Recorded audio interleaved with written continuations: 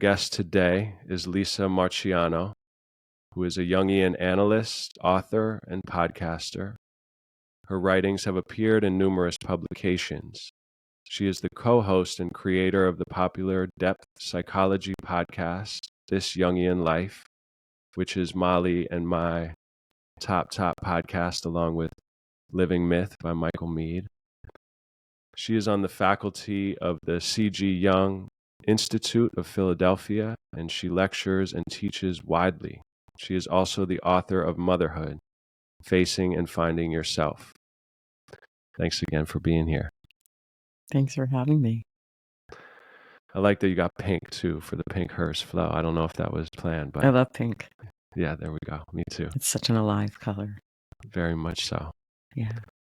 So seeing as this episode is an exploration of dreaming and dreams, I thought it fitting to approach the conversation with a less specific lens to blur the telescope and allow what wants to emerge in our dialogue to come through without the risk of agenda evaporating the watercolors of consciousness. So instead of traditional questions, I've prepared some prompts for us, glimmers and sparks that will hopefully ignite a soul flame between us. First, I wanted to open with a quote from Carl Jung's book, Memories, Dreams, Reflections. Life has always seemed to me like a plant that lives on its rhizome. Its true life is invisible, hidden in the rhizome.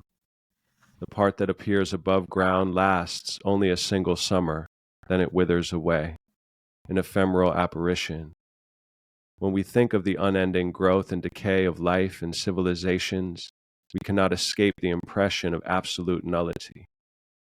Yet I have never lost a sense of something that lives and endures underneath the eternal flux. What we see is the blossom which passes, the rhizome remains. What does this evoke in you at this moment, today? Well, it's funny because I just reread that passage yesterday afternoon and it struck me anew. So it's a little bit of a synchronicity that here it is again.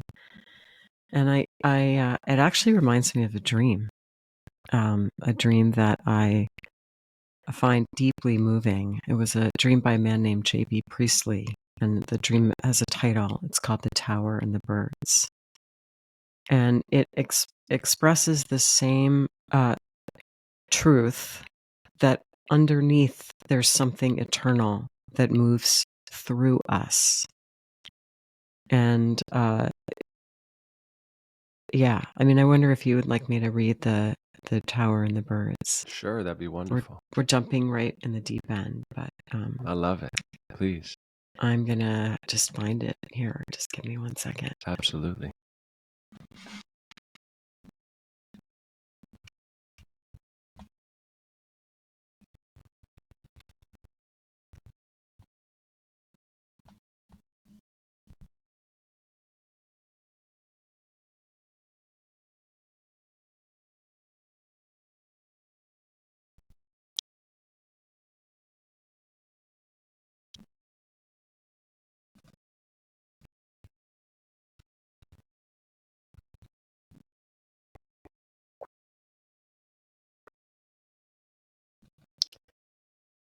Okay. He says, this is the dream. I was standing at the top of a very high tower alone, looking down upon the myriads of birds flying in one direction. Every kind of bird was there, all the birds in the world. It was a noble sight, this vast aerial river of birds. But now, in some mysterious fashion, the gear was changed and the time speeded up, so that I saw generations of birds, watched them break their shells, flutter into life, mate, weaken, falter, and die. Wings grew only to crumble. Bodies were sleek, and then in a flash bled and shriveled, and death struck everywhere at every second. What was the use of all this blind struggle towards life? This eager trying of wings, this hurried mating, this flight and surge, all this gigantic, meaningless biological effort. As I stared down, seeming to see every creature's noble little history almost at a glance, I felt sick at heart. It would be better if not one of them, if not one of us at all, had been born, if the struggle ceased forever. I stood on my tower, still alone, desperately unhappy. But now the gear was changed again, and time went faster still, and it was rushing by at such a rate that the birds could not show any movement, but were like an enormous plane sown with feathers. But along this plane, flickering through the bodies themselves, there now passed a sort of white flame, trembling, dancing, then hurrying on. As soon as I saw it, I knew that this white flame was life itself, the very quintessence of being. And then it came to me in a rocket burst of ecstasy that nothing mattered, nothing could ever matter, because nothing else was real but this quivering and hurrying lambency of beings. Birds, people, or creatures not yet shaped and colored, all were of no account except as this flame of life traveled through them. It left nothing to mourn over behind it. What I had thought of as tragedy was mere emptiness or a shadow show, for now all real feeling was caught and purified and danced on ecstatically with the white flame of life. I had never felt before such happiness as I knew at the end of my dream, the tower and the birds. Mm.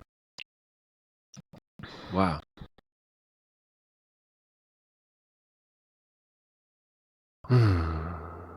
We did a coffee club the other day. We run a little virtual gathering called God Help Me, I'm Awake, and we explored death, really. And it was amazing to see through the people who attended the different stories and experiences, and what lingered and emerged clearly is a similar, awareness that, yeah, the physical shells, but there's something beneath, and I don't know. And one of the things, I mean, that dream is so moving to me that I always get emotional every time I read it.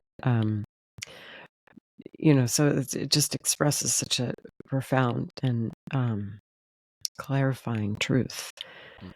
But I also think it's a wonderful example of the ways that dreams can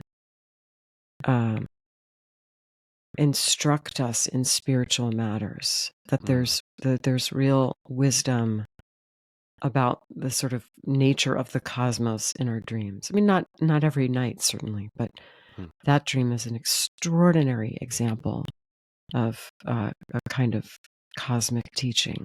And there are Absolutely. many other examples. It also makes me think of The Egg by Andy Weir, if you're familiar with that short story. No.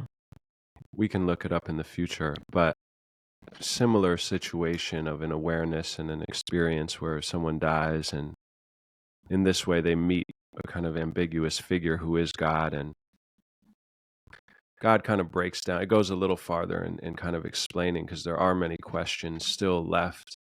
I think every day we have to grapple with that. My 4-year-old son is asking my wife and I, what is death? And when am I going to die? Am I going to die? So I think it's an ongoing journey, of course, of the individuation and, a lot of things. But in this, basically, the cosmology that's presented by Andy Weir is that God tells this individual that there's only one person on the whole world, in the whole world, that every single being now and forever is just one soul coming in, and that this whole world is really just an egg. And then the being kind of or the character says to this God, so you're saying I'm a God too? And the God says, no, not yet. You're a fetus. And there's many other gods. So anyway, another just potential way to look at, not maybe that's just my rational mind trying to still grapple with a mystery that can never be known, but I like to think of like the birds, and this, maybe it's not real, it's surreal, but it is real to us as well in some way. And so what is that for? And this, hatching and this evolving and this maturing feels nice to me to think about the meaning of the suffering, which you spoke about with Tammy, that moment in your life when you yeah, felt a great suffering and Mm. found a mother tongue through the book. I forgot the name. And anyway, Mhm. beautiful. So to guide us on, let's see. I prepared this with first myself, and then my dad and I talked a bit about it. So it was kind of a nice conversation I had with him yesterday going through these ideas.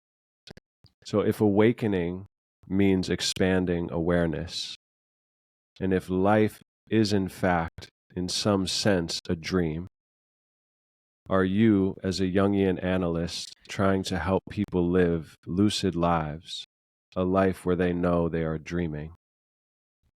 Mm.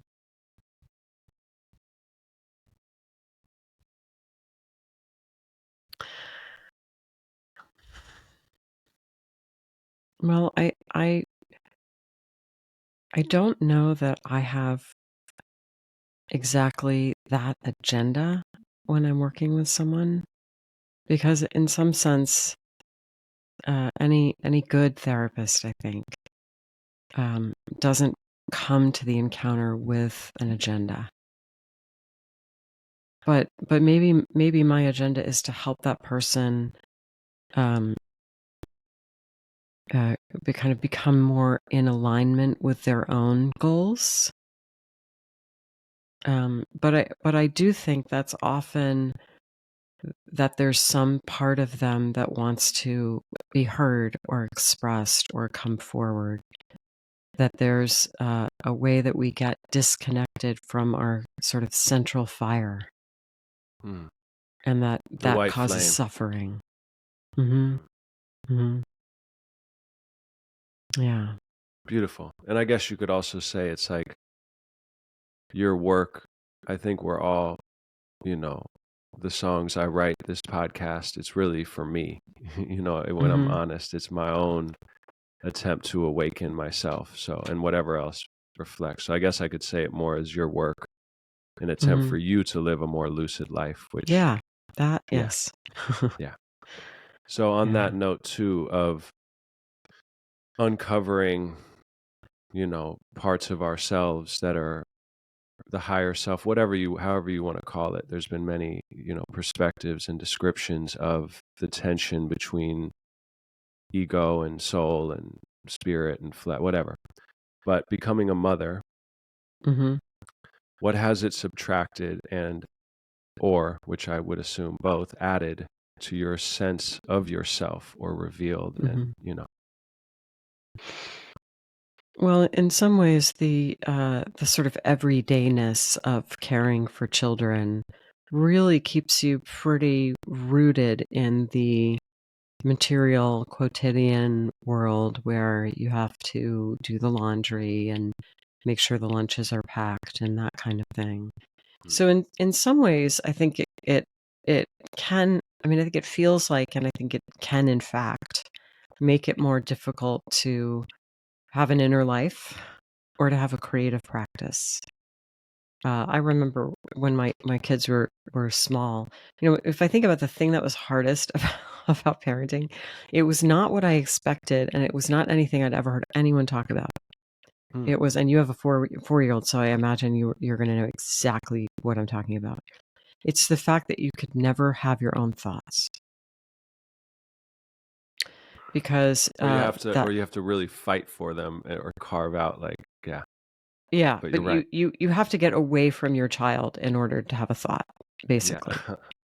Because and that was so hard, like someone talking to me all the time, someone that I really wanted to respond. I really wanted Hmm. to engage. I didn't want to, I mean, I didn't want to ignore them, but at the same time, it was so frustrating to, say, maybe literally just be, sometimes you're in the middle of your day and a dream fragment sort of comes back to you, and you're like, oh, that was my dream. And you just need, I don't know, 60 seconds of quiet to go back and grab that dream so you can maybe write it down later. But there's always someone talking to you Do you and remember the wanting book your attention. 5 Minutes Peace with the Elephant? Do you know that little children's book? No. It's like an old school one. It's one of my favorite, very small and short, but it's this big elephant mother and her 3 children. And she's like, I just need 5 minutes to go in the bath. And then her littlest or her eldest child comes, can I just read you one chapter? At the end, they're all in the bath together, of course. And Yeah. Yeah. Yeah. and just to add to that, I 100% agree and experience that. And also in my partnership with Molly, it feels nearly impossible to have a conversation with her. Yes. And that's Yes. even harder. For me as a poet, like now I've resorted to waking up at 4 a.m.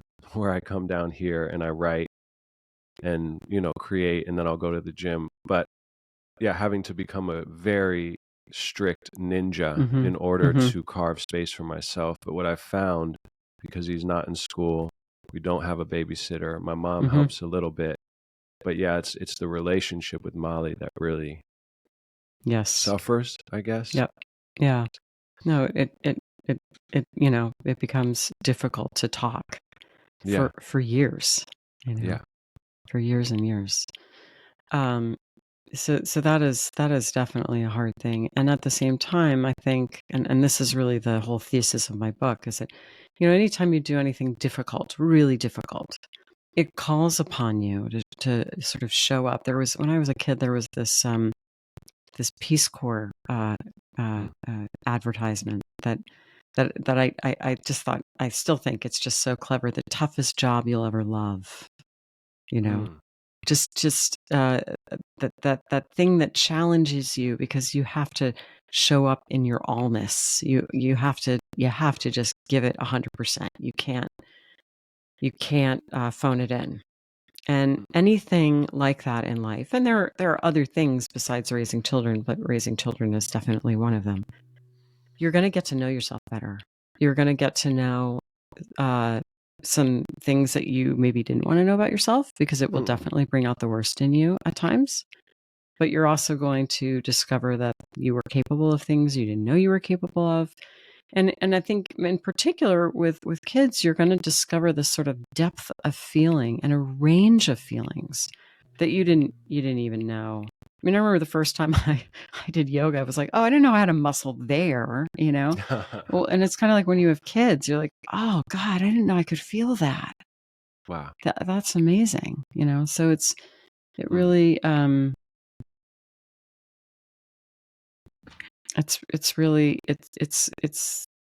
it truly is a real opportunity for psychological growth. I find it sad when I hear certain people, obviously we all have our own paths, so I don't want to judge, but people who cling to the illusion of freedom. And Molly said on that virtual coffee club the other day, as we were wrapping it up, coming back to our bodies and feeling the blessing of limitation. My dad's talked about how children are cannibals who eat parts of you little by little, and hopefully they eat things we didn't need, like Michelangelo with the David statue, to get us down to our essence. But I'm sure they also ingest parts. For me, I feel like I've aged like 15 years in 3 years. But yeah, there's some saying yes to the call that we are here to be burnt up in that flame. Yes. In a good flame, hopefully, in like a slow burning flame, to bring us closer to soul, I guess. But that's what I've found. And it's made me more precise, I would say, in so many ways. So I appreciate that. And I can't wait to read your book. Molly is reading your book and really loves it, but I look forward to it as well. Great. Yeah. So I got a little trickster question here. Okay. Which I hope, is something that feels fun. As a Jungian, if you referred, I know you're a mystery. Yeah, it's okay. But as someone in that field of work, what do you think about the idea of Buddha apparently saying, if you see a Buddha on the road, kill him, or Jung apparently saying, beware of Jungians? Yeah, definitely. Yeah, I actually love that koan. Is that a koan? Whatever it is, I love it. I'm a poet, I guess, but I don't know any of the. Yeah, probably. Yeah, Yeah, I think. Well, I think they're definitely related, but they might be a little different. I don't know that I have the correct understanding of the Buddhist saying, but I know what I think it means, which is that things get calcified and then the life goes out of them. And Jung talked about this with symbols. Mm, Is that a symbol um, is a living thing. It kind of carries this certain potency or energy, and it can move us even uh, without us having a kind of conscious relationship to it. I can, give you an example if you want. But sometimes they get dried up, and they don't carry the potency anymore. mm, So if something looks like the true thing, the life may have already passed out of it. mm, It's related to his idea of the archetypes, because he mm, said that the archetypes are sort of engines of psychic energy in a mm, way. They move us, they cause us to do things, they mm, move life forward. And there is no archetype, uh, there is no sort of archetypal great mother. mm, There is the empty form of the Great Mother, that then the archetypal image gets generated from that. So we have, an image of Mary and the Christ child in one culture, and a Venus of Willendorf in another culture. But it's not like the Venus of Willendorf is herself the archetype. mm. So, you have to make this differentiation between the thing that carries the energy and an image of it. It reminds me of my dad saying, I don't know if he's quoting someone or wherever it came. I guess we all are with the collective unconscious. Mm. Um, Words are simply signposts pointing toward the mystery. Do Hmm. not confuse the signposts for the things. They're the thing they're Hmm. pointing at. And yeah, Hmm. I agree with you. I think what Buddha and Jung are probably saying, it reminds me of individuation and Siddhartha by Hesse's interpretation of Siddhartha, when Siddhartha meets another Buddha and his best friend decides to follow that Buddha. Siddhartha says, I'm not going to do that. And he says, the reason is because I see he truly is an enlightened being, but in his words and teachings, that's not where it is. It's coming from inside of him, and only that can come from inside of you. So I think it's like that. It's like there's many forms, or in Kahuna shamanism, Hawaiian shamans say something along the lines of, I can't teach you the dance, or the rhythm, I can only dance next to you until you catch your own kind of Hmm. rhythm. So I assume that's what, whether it's Jung or Lao Tzu or Kendrick Lamar, whatever Hmm. resonates with your spirit as a teacher. And I have Hmm. many, Tom Robbins, Herman Hesse, whoever. Hmm. Um, None of them were saying be me, I guess is what it is. They're Hmm. saying, Hmm. yeah, something Hmm. like that. Yeah, yeah, and Jung was really explicit about that. Yeah, Don't don't um, don't be me. yeah, Go have your own adventure. Go explore your inner life. yeah. I love it. Hmm. It's the paradox of, being the mystery in form, and how to just kind of hold both lightly, I guess, is Hmm. really the trick, which is very difficult. On that note, a foot in either world, I've had experiences where reality glitches. Literally, I've had some which Hmm. I've talked about before, but they were not some hallucinogenic experience. There were other people around who saw it happen. It was unexplainable. Hmm. It was as if I was dreaming awake. Hmm. How do you define this liminal space between realities? Which Molly is reading something, I forget. I meant to look it up, but then we were busy. But someone who apparently is taking Jung's concepts a little further, saying there's like actual psychic, physical manifestations of beings that can come into this reality, and a cross between realms. And I'm reading a lot of Haruki Murakami right now. I don't know if you're Hmm. familiar with the novelist, Hmm. but his work is very dreamlike and Hmm. crosses between worlds. And so or Michael Meade quoting the idea that the world is not made of atoms, it's made of stories. And your work with fairy tales and myth and that. So yeah, what is your, if any, definition or experience of that, realm between realms where things can glitch? Mm-hmm. I think you're raising this whole aspect of experience that we could call, the liminal space or the mundus imaginalis or the psychoidal realm, something between psyche and matter, something that sits between them, that is both, or the place where they touch, perhaps. And obviously, we're deep into the mystical realm, which Jung tried to bridge through his work with Wolfgang Pauli, the physicist. And together they developed the notion of synchronicity.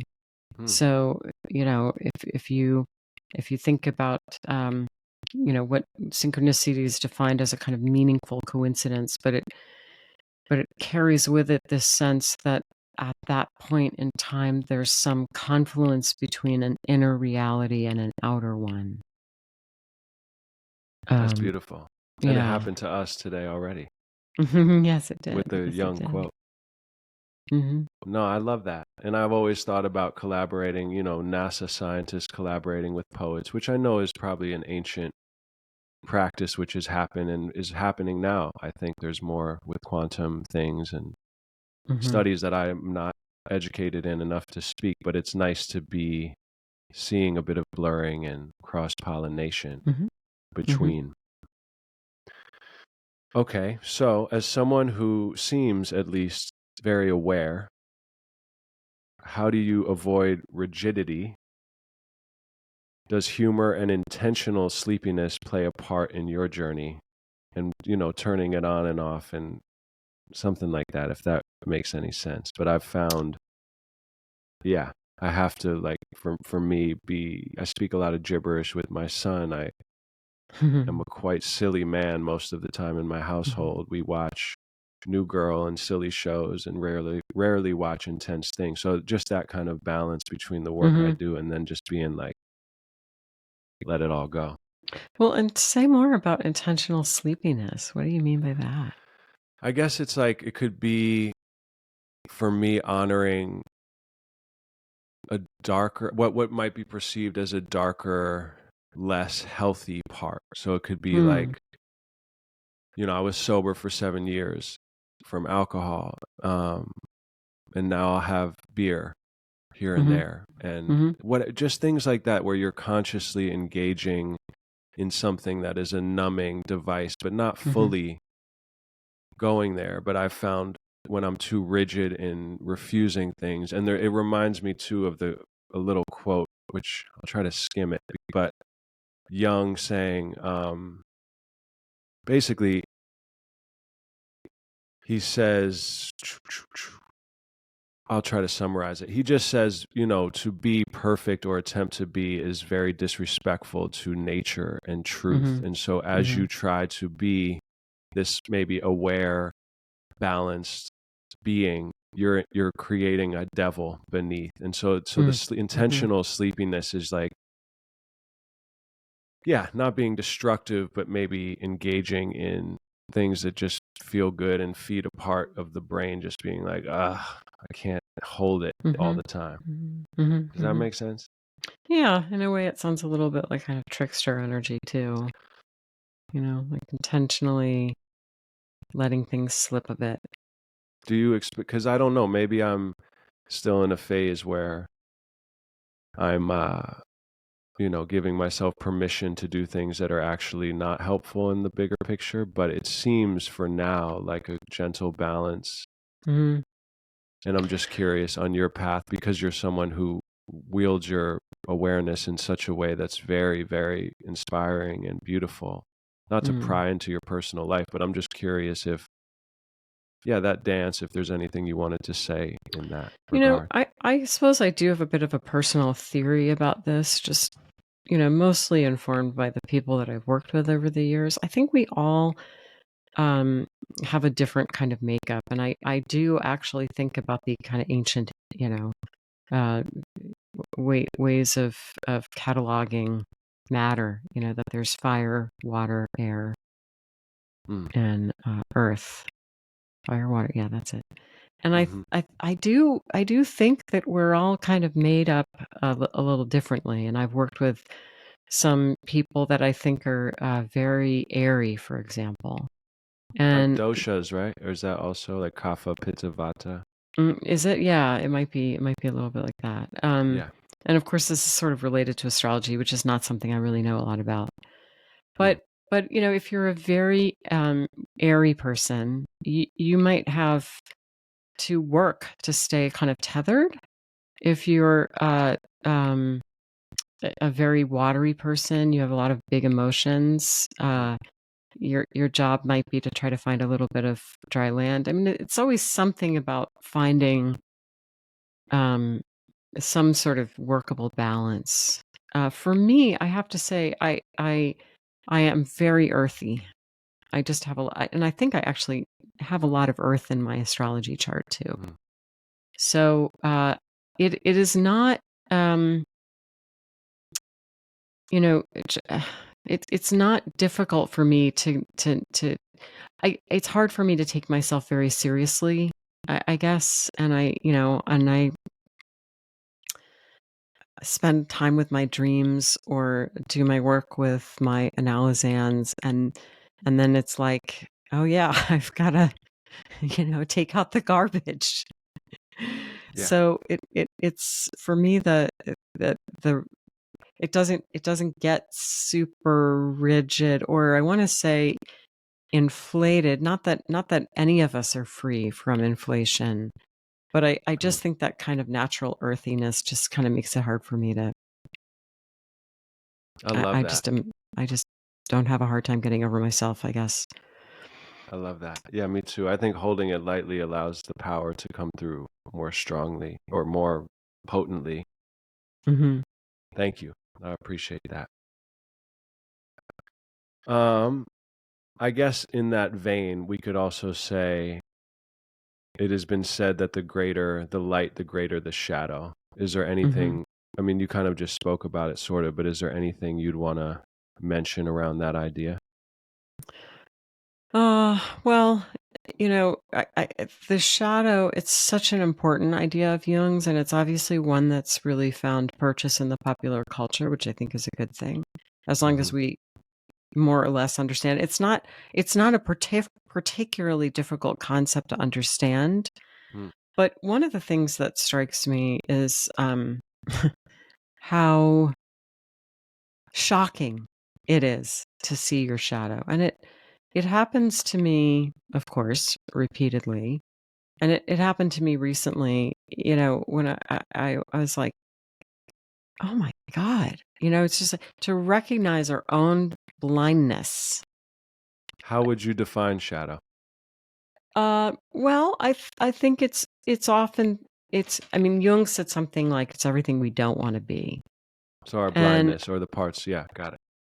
but it's often things that we think we shouldn't be, like greedy or selfish or Mm. um self-righteous or these kinds of qualities, and you think, well, that's not me, I'm not like that, and that's like, whoa, yeah, I actually, you know uh self-important. It's like, oh, yeah, that happened. I did that, I am that. Let nothing, And what's that quote? Let nothing human be foreign to me. I'm saying it yeah, it's wrong, but there's nothing something like that. nothing human is foreign to me. Yeah. Exactly. Yeah. I had this dream. I had this dream a few months ago, and it was about. I knew it had to do with this friend of mine. We were sort of having a conflict, and I knew it had to do with her, and it helped me. The dream did help me kind of soften toward her, because it kind of portrayed her as this very vulnerable kind of, Mm. in some ways, vulnerable, sort of unsophisticated person. And I was like, oh, Mm. okay. And then I went back to the dream some months later. I was like, oh, actually, that wasn't just her. who's vulnerable and unsophisticated. That's me too. Yeah, And exactly. I didn't see it, because when I first had the dream, I was like, oh, yes, I can be so magnanimous toward her because now, and it's like, oh no, that was me too. Like, yes, it was her, but it was also me. Yeah. So we really don't want to see ourselves. It's like the shadow is a way we don't want to see ourselves. Hmm. It's There's a part friend of of it. mine. I won't name drop, but he's a prominent therapist who's done a lot of powerful work and been published. And he told me once that when he was young, before he began his practice, he had this recurring dream of a shadow chasing him, and it was terrifying. And he would always run up this flight of steps, and then the dream would cut. He'd wake up, and this would happen for months when he was in school. And then one day, the door opened at the top of the steps. He walked into a room of light, and all of these people, friends, family, were there, and they were applauding. And at first, he thought it was for him. And then he turned, and he saw the shadow, and the shadow took a bow. And he realized they were applauding for the shadow. And that idea that the shadow is chasing us to become greater, maybe. Yeah. But I hate words like greater or where, I think there's such a slippery more slope. More whole. There you go. That's it. More whole. The Big O, Shel Silverstein, he had it. If you're familiar with that book, where you're cool. A beautiful kind of exegesis on shadow is Ursula Le Guin's The Wizard of Earthsea, the first book of the Earthsea Quartet. It's a phenomenal book, and it's all about being chased by the shadow. Wow. And it goes along with that dream series that you just shared. Oh, we got to check it out. And this is making me think too, the loss of nuance in our modern culture, or an appreciation. I like saying things like the devil is God in a mask, which to me makes sense, because I also am fascinated with Abraxas, which I'm sure you may have come across in the Gnostic ideas. But just the idea of paradox, holding the tension of the opposites, conjunctio, etc. But it's such a delicate dance as a creative, as a person in the world, talking about this, because it raises so many alarms, to say the word devil or to say shadow. There's just so many affiliations. But yeah, I think it's Lucifer, just Lucifer, the etymology of the word Lucifer is the bringer of light. 100%. And my dad wrote in a magazine we did one time, he was like, if I tell this story in certain places, I could easily get killed. But the idea was, his little fable was God calling Lucifer, like, come here. And God's like kind of a jerk. He's like, get over here, man. And he's like, look down there. And Lucifer looks, and he says, God says, you see that? And Lucifer says, wow, it's beautiful. It looks like this marble in the void. Wow. God's like, I made it. And Lucifer's like, wow, you're amazing. That's so cool. God says, look closer. Looks closer, etc. He sees, and each time God's being very pompous and a jerk about it all. And he says, now Lucifer, go down there and serve those beings that I created. And Lucifer says, with all due respect, God, but I serve only you. And God says, I don't know what about that sounded like a request. That was a fucking command. Now you're going to not only go down there and serve them, you will be at the center of the magma that I put in the center of that globe forever, until I say it's done, and you will serve them. And Lucifer apparently says, your wish is my command. And I love you so much, God, that when those people that you created forget about you, I will torture them until they remember. That's interesting. Who knows? But I just like being playful with my grokking of energies and things. And it's like Molly taught me, which I'm sure you're aware of. She went to Pacifica, and so she's a lot more versed in alchemy and Jung and everything. But be suspicious of the dreaming ego, or the part of you that thinks it's dreaming. It reminds me of that. Absolutely, yeah. Don't take yourself too seriously. There you go. For real though. Yeah. Let's see. So this is kind of connected. Since in the subatomic realm, we know that the observer changes the data. Mm-hmm. As a Jungian analyst, how do you integrate that awareness into your work as an observer? Mm-hmm. Well, I mean, that's actually sort of central to how Jungians understand therapy. And there are other therapeutic schools that see it this way too. But there is in between us an interactive field that gets constellated. And we may become aware of it, or it may remain beyond our perception that we are affecting each other and influencing each other. So there's nothing in the analytic dyad that is ever really wholly mine or entirely the patient's. That everything that happens in the room is co-created between the two people. And there's room left for mystery, I guess, also, it seems. Oh, it's very mysterious. Yeah. So it's So like a frame, yeah, sort of, or a container. Well, I mean, in the space is the alchemical alembic, in which this kind of substance or field gets generated. But yeah, there's something that kind of moves, and I mean, I think it happens in any relationship. Really, it's just that we attend to it in analysis. We notice it. We try to notice it. We notice the way that being in one another's presence affects us. It's like Rupert Sheldrake's morphic field or something like that. Reminds me of that. A little bit like that, yeah. Yeah. Thank you. All right. This is something that Molly, as a Pacifica graduate, she's funny to me, but I respect it a lot. She becomes a bit frustrated when people swing the word subconscious all over the place. And she's like, it's technically the unconscious. So I was curious if, in your understanding, is there a difference between subconscious and unconscious? Yeah, I mean, I too don't like the word subconscious. Jung didn't use that word. So we all use the word unconscious. And the interesting thing is that, the unconscious is actually not unconscious. I think it's called unconscious because we're unconscious of it. That's what I thought of right now. now. But actually that part of us that is not conscious is sort of acutely and astutely aware of everything and is constantly taking in information and noticing patterns and sometimes feeding that information back to us in various ways, including through dreams. Absolutely. So why does sub annoy, maybe not annoy, but not work for someone with your background in Mali? What is it about the word sub versus un?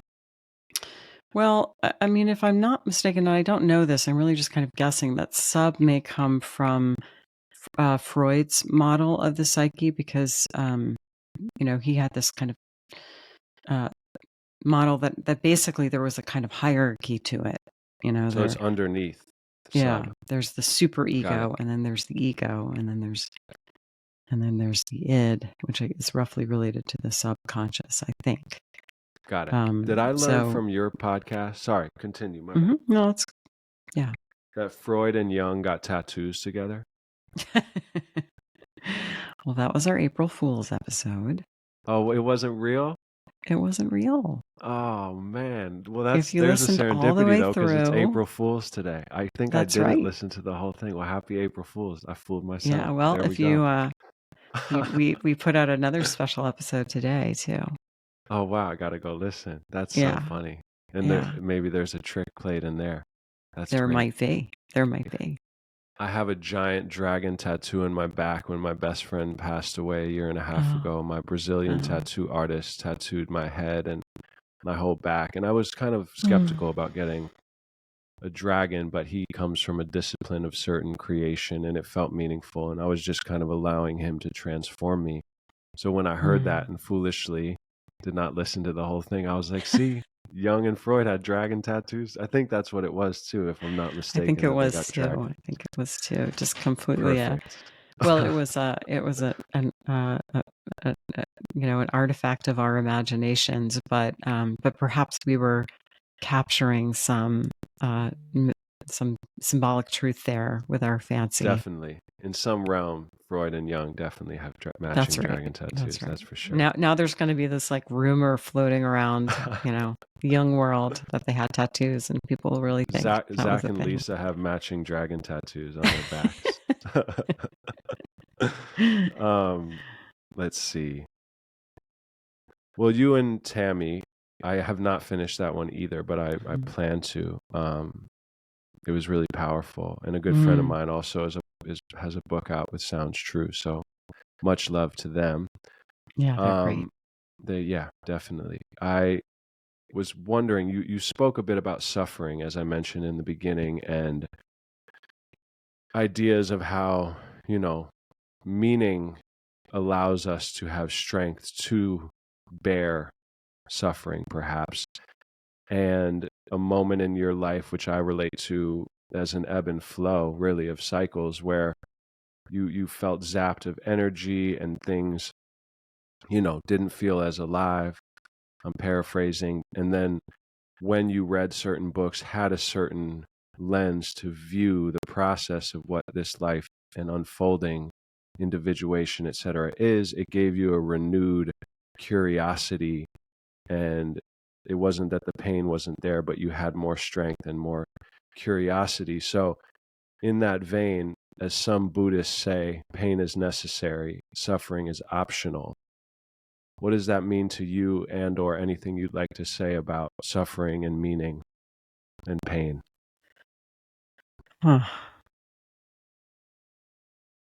Well, I think that suffering often brings with it growth and transformation. I am disturbed sometimes at our culture, which seems to promise us that we can avoid discomfort, that we should avoid discomfort, that discomfort is somehow a problem. This definitely comes up in the realm of parenting. It's like we can't let our kids feel uncomfortable, or we can't bear to be uncomfortable, bearing our own anxiety maybe about our kids. And believe me, it's not like I've completely mastered this myself. It's really hard to watch your kids go astray or not making the decision that you think they should, or to see them suffer or struggle. But I think it represents just this sort of general attitude that we have as a culture, that we can fix every problem because we can fix many problems. So therefore, we've sort of created this world in which we think that struggling with something, being in a dilemma, suffering, pain, discomfort, is something that we should be able to escape, instead of trying to understand kind of what it wants of us. I mean, I don't think that, you talked earlier about kids being something that eat parts of you that hopefully you don't need anymore. But I think there's a way that when we suffer, we come to terms with who we are, what's important to us, what really matters. We may learn to let things go. We may have to mourn things and that don't serve us anymore. That can be an aspect of suffering. Big time. And if we can't tolerate suffering, if we can't let it work on us, then we won't change. We'll just be sort of stuffed into this defensive carapace where we're not able to grow, and eventually not really able to feel. You said defeat is how we encounter soul. It reminds me of that. Yeah. Also, Michael Meade saying the symptoms point at their opposites, perhaps, or I forgot how he said it exactly, but the idea that when the suffering emerges in micro, macro forms, it's pointing toward in my experience, a realignment with your destiny, with your soul. And the more we ignore them, the louder they get until, yeah, maybe you become numb or maybe you die. Well, you know, Jung said it in a bunch of different times in a bunch of different ways in the collected works that a neurosis, the suffering of neurosis, is something in a way to be welcomed because it is the psyche's attempt to point you back toward the central fire. Wow. That's beautiful. Yeah. It's all about cosmology. I don't want to go too deep into it because it was our own private exchange, but Joseph, your co-host, and I had a talk years back. And at the time I was having, I don't know, an existential crisis. We just had like a friendly chat because he had heard my old podcast. And the word that came through that I wanted to say is he looked at me with this really powerful kind of energy and said, you need to find a cosmology or it needs to find you. And if you don't, I don't know what to tell you, really. And that we all need, I think, our own cosmologies, but also obviously to be in bigger cosmologies. And that's why Michael Mead's work and your podcast and work has been my favorite places to go other than Murakami's and Tom Robbins and places like that for the existential questions and aches, because they're very expansive and they don't, you know, squeeze me and make me feel claustrophobic. And funny enough, on the call with Joseph, the light shorted out twice, the power cut, and he gave me this look like, and I was like, oh shit, what's happening? But that was pretty funny, of the glitching liminal space. That was a moment of synchronicity when something between the inner world and the outer world fell into alignment. And it felt like a lot of tension too, like some really, you know, and I've noticed that, not like we had a wonderful talk, but it felt like this, the shorting out of power felt like some sort of intense energy. And I was younger at the time. And since then, you know, the birth of my son, breaking my ankle, losing my best friend, a lot of these things have, funny enough, brought me to the brink of my rigidity, martyrdom, pain. And it was like, I'm either gonna snap in one direction, I guess. And I snapped in the direction more of joy and being my goal is always to be kind of the crazy old wise man who's silly and ridiculous and flawed and you know, and I think I'm becoming him more. You're on that way. You know, I mean, Gandalf is one of my favorite examples of this, the Senex, the wise old man. And he is so down to earth and playful and funny and delightful and just, you know, he has that aspect to him. Tolkien does a really beautiful job, I think, of writing that into his character, you know, that the kids love him and he blows these crazy smoke rings and he's always he smokes. I mean, I love that. I love the heroes who, it's important not to literally smoke, but to not be perfect. And he's always up for a laugh, you know, 100%. even while he's battling the Dark Lord. So beautiful. I mean, I remember with my dad having an experience where I met a cannibal ancestor through my dad, which might sound crazy and out of the blue, but my dad's a different kind of guy. And he's not dramatic and it just has this ability to access things, but he's very silly and light and has lived a big life. The advice that the cannibal ancestor gave me, which first, after asking advice, he kind of gently whacked me on the head and said, don't give away your power. Stop asking other people for advice. But he said, fine, I'll give you one because we're here. If you are curious in a situation whether or not you can trust the people in the situation, look for laughter, genuine laughter. If it's not there, then you shouldn't trust it. Yeah, I 100%. I think it's yeah. I really agree with that. And there are parts of our culture right now that are so effing humorless. I know. And I just think, oh, get me away from that. Spiritual community in particular, I find. I mean, not in particular necessarily, but I live in Venice Beach, and I've found I have an allergic reaction to 90% of wellness community stuff that I come across, because it feels so unexaminedly shadowy and tight. And, I take my son to a different kind of, anyway, I don't even want to, the point is, I come across such rigid doctrine claiming to be liberation and love and beauty and innocence and blah, blah, blah. And it feels like scary witch hunt in reverse. Mm-hmm. We can keep quiet. We don't need to talk, but yeah, it's interesting. So shout out to Gandalf. Well, I think there's a lot of that in the culture right now. Hopefully it's a breaking point, with the Trumps and all that. Hopefully it's like going to be a nice snapping of a straw on the big camel. I hope. I believe it. I'm a fierce optimist, so I believe it's all. All right.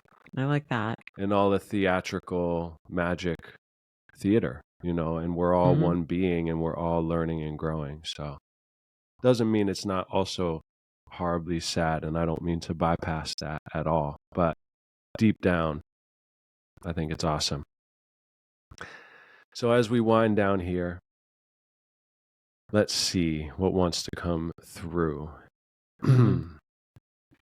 Well, I did have a series of 3 dreams last night that were very intense. I don't know. I'll let you kind of choose our adventure here. I don't know if that would be something fun with your dream work that you do and the program you have, which I'm a member of, but I'm still going to be diving in with Molly soon, if that would be fun. Or I can ask a question about ancestors' dreams and how they affect our lives. Or I can read a Haruki Murakami quote or 2. What's pressing forward for you? I think the dreams I'm going to save for some reason. I don't know why. I'm going to save that for our work with your program. Great. Here's what's coming through. One that I didn't mention, actually, that I just noticed. So are you familiar with Heyoka? Mm-mm. Heyoka, in my understanding, is, I think, mostly Hopi, and it's trickster. So Heyoka is like everything is backwards. So you teach things, like Michael Meade explained Heyoka, like if people go into the river to get clean, Heyoka's go into the river, get clean, and then roll in the mud when they come out, as a way to show the world that there is no such thing as clean ever. That's great. Yeah. So my dad thinks, that him and I are probably Heyoka to some extent. He also says that the first person a Heyoka tricks is themselves. So it's really tough medicine. You got to be careful. Yeah. Michael Meade also told me that for him, the trick with the trickster is keeping it close to healing, because the trickster can become, bitter and unexamined. Yes. My dad thinks Jung was probably Heyoka. And so he said in this example, apparently if someone came to Jung with good news, like I got, a raise or something good happened to me, in my opinion, he would say, okay, that's fine, and pour a cup of tea. But if someone came and said, my wife left me, I got fired, he would have this, again, this is a game of telephone, who knows, but like a gleeful sparkle in his eye and say, wow, okay, now this is getting good. I'm going to go get my best bottle of wine. Let's get to it. Yeah, I've heard a similar story, and it goes back to what you were saying, that your wife said about dreams, which I thoroughly agree with. So the dreams are Heyoka too, reminding us that what we think we know that's not really the way the world is, and that our cherished assumptions about the world, and especially about ourselves, need to be questioned at all times, and we can't get too rigid about them. Perfect. And now I'm going to override myself on that note, and I'm going to say this sequence of dreams, because until I visit the school or have the sessions, which I can't wait, I kind of want to see if I'm interpreting dreams, because even you just saying that made me think of one of the dreams and had an interpretation. So like Haruki, apparently he gets up at 4, writes for 3 hours in this liminal space like I do, and then runs a lot. And I'm on the elliptical a lot. And a character in the book this morning talked about used to have deep sleeps and now would wake up like every hour. And that's been happening to me a lot. It's like my psyche feels inflamed these days. And that's okay. Not inflamed in a horrible way, but it feels like I'm being called upon. So last night I had these 3 dreams. First, I dreamt of an unkillable zombie being.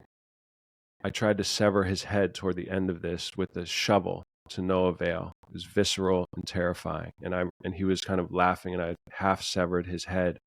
Obviously, leading up to that point, a lot happened to get me to a point where I would be trying to actually shovel off a zombie being's head. But it was hanging his neck, and he was laughing like, yeah, you can't kill me.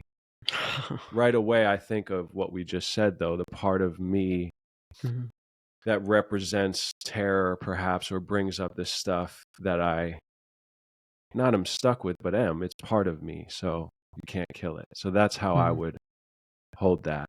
The next dream, it was, unless you want to stop at each one. No, it's okay. Go ahead. It felt like a kind of series. Then I dreamt that I'd played a show and I couldn't get back to the house with the people I'd played with, and I wanted to. Instead, I had to spend the evening at a hotel with my mom. Separate beds, no roof, sand by the beds, concrete walls. A black and red rattlesnake in the sand, moving fast. Came toward my mom, thought it would bite her, jumped over her shoulder and up the wall behind her. Lastly, I dreamt of an incredible flood. Many of us went up to a high rise and watched as a city was washed away with mud. Not completely destroyed, but a flood of biblical proportions. Very detailed. People with duffel bags wading through mud. Homeless people. Children with us in the building. Yeah. Well, those are some really big images. Something must really be cooking for you in your psyche. Yeah, I mean, what comes up for me was what I said about the zombie being first. The snake, I don't know. I've kind of rolled out of bed straight to the gym and then here and but obviously the mother situation is always potent in the psyche. She lives on the property with us. There's always, being married. There's all sorts of stuff. The snake, I don't know if that's Lilith or... Yeah, Molly's maybe better at interpreting dreams because I don't want to just jump to these kind of stereotypical affiliations of reptiles or snakes. But well, let's. I mean, we could say, like I said, these are even though they're little, they're big. So, but let's just talk about the zombie dream for a minute. Sure. What did this zombie look like? It's faded quickly. I was in a phase where I was writing them down really fast. But the reason I even wrote that down was because I knew we had our episode today, so it felt significant to be talking to you. Kind of beige brown clothing, nondescript, dirty.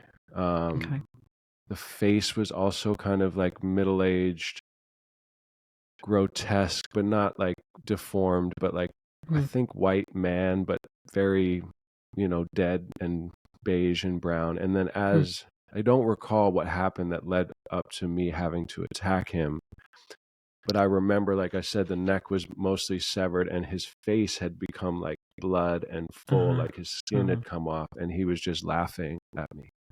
So, what? And do you know what he was doing?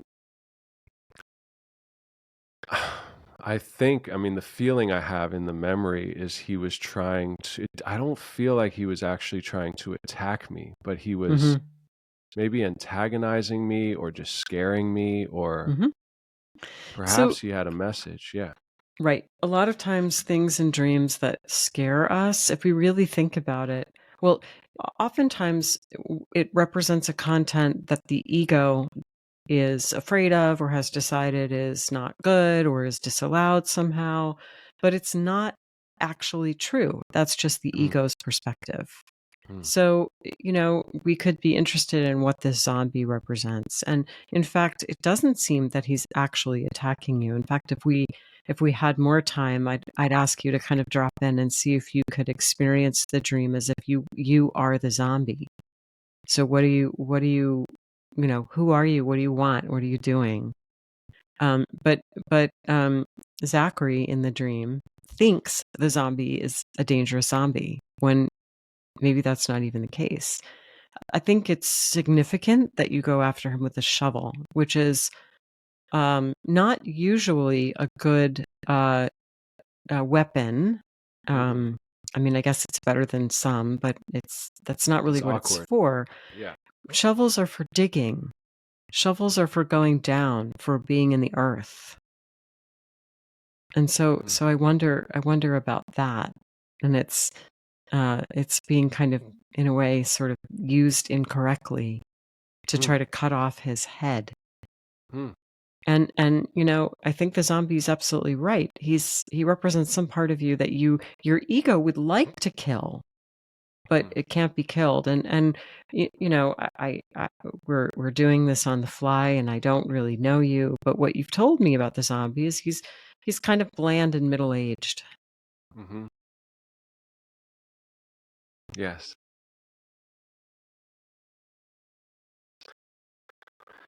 Yeah, I'm going to keep mulling it.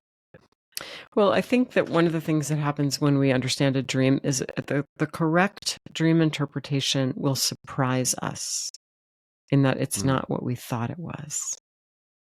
So be wary of the first interpretation, perhaps. Don't jump too quickly to a conclusion. Right. Or again, like you said so well in the beginning, you don't want to identify too much with the dream ego. It's like, oh, the zombie was a zombie, so it must be bad. And it's like, well, what if that perspective's wrong?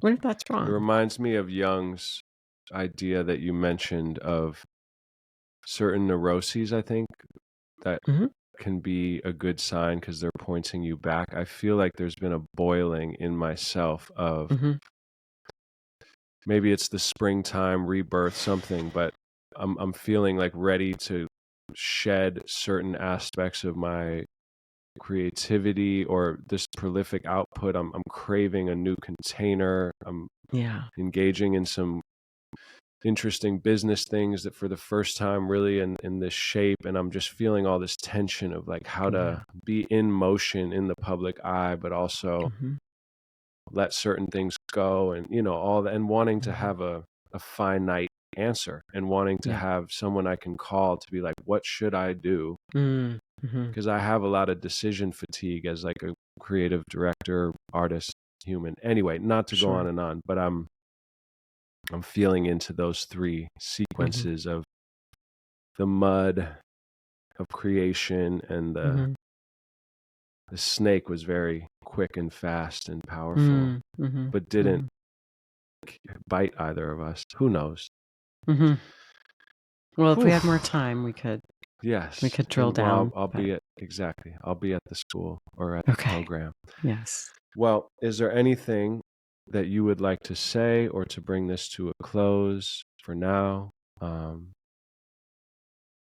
Like I said in the beginning, my intention was to keep it kind of dreamlike. So although I feel this is an odd place to end and stirred up almost in me, I feel like that's perfect because that's what the dream is, wanting to be. And I'm about to write a song inspired by this, so I'm going to bring that in there. But is there anything you would like to? So the dream, we ended almost on a question, on many questions actually.